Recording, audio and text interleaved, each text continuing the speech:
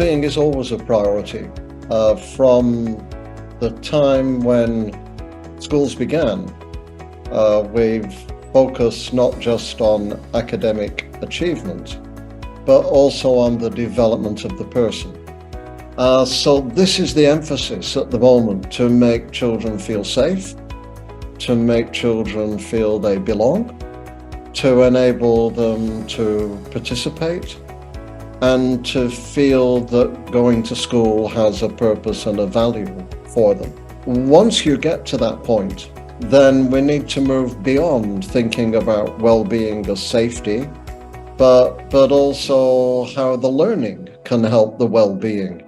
And so when the learning is purposeful and engaging and cooperative, this also makes you feel well.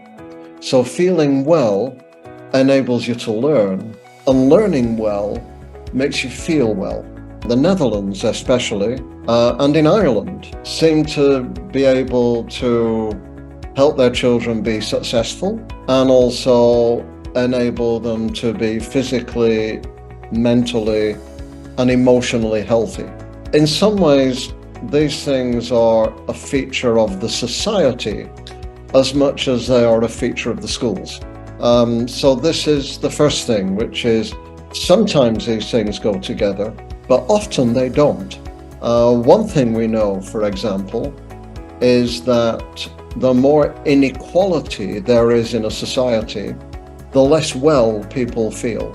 We also know there are countries with high performance, but low well-being. And many, but not all of these, are in Asia or in East Asia. So succeeding isn't always about being happy. So some people say these measures of wellness are culturally biased.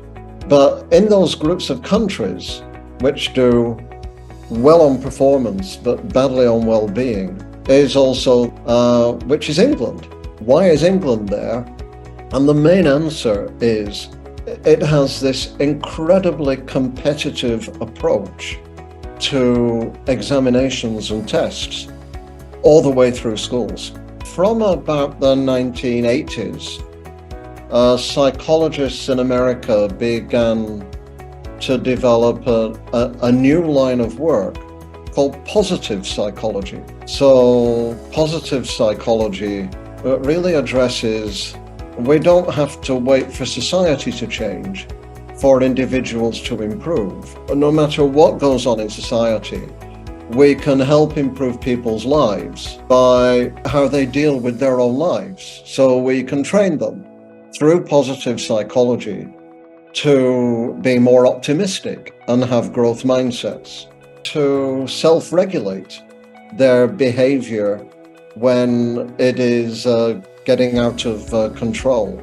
So there's value in social and emotional learning, but it's not the only answer.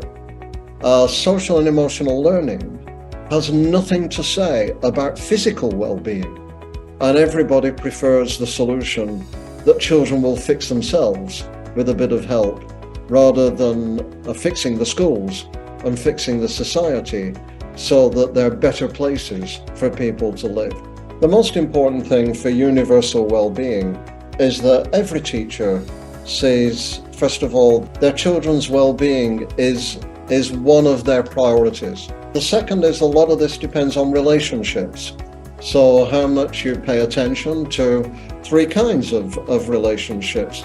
The relationships of children with each other, and how you build that through the learning process, and the relationships with the teacher, of course, and with the adults in the school, and relationships in the communities. And I'd say the third thing is begin by getting rid of the bad things. Think about your assessments so that they don't rank students or punish them if they do badly or shame them, but they give feedback so that they can improve their learning and develop confidence over time.